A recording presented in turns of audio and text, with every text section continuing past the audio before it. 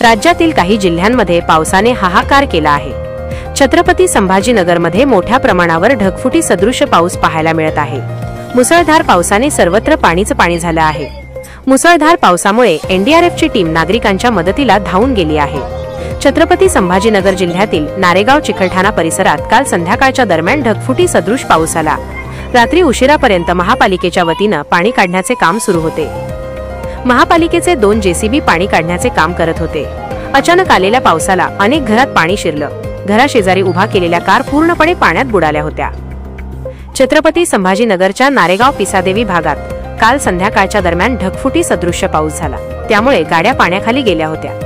ही दृश्ये आता सकाळची आहेत। वाहून गेलेल्या गाड्यांची काय स्थिती झाली हे आपण यातून पाहू शकतो। पावसामुळे रस्ता खरवडून गेला आहे।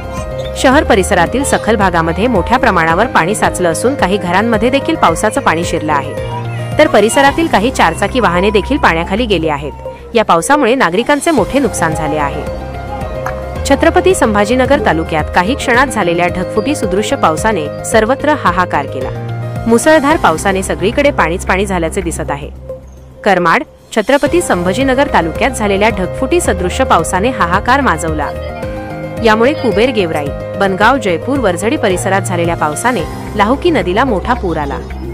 या पुराचे पाणी कुबेर गेवराई, बनगाव येथील अनेक घरात शिरल्याने नुकसान झाले आहे। जोरदार पावसामुळे काही ठिकाणी शेतीची माती वाहून गेल्याने पिकांचे मोठे नुकसान झाले आहे।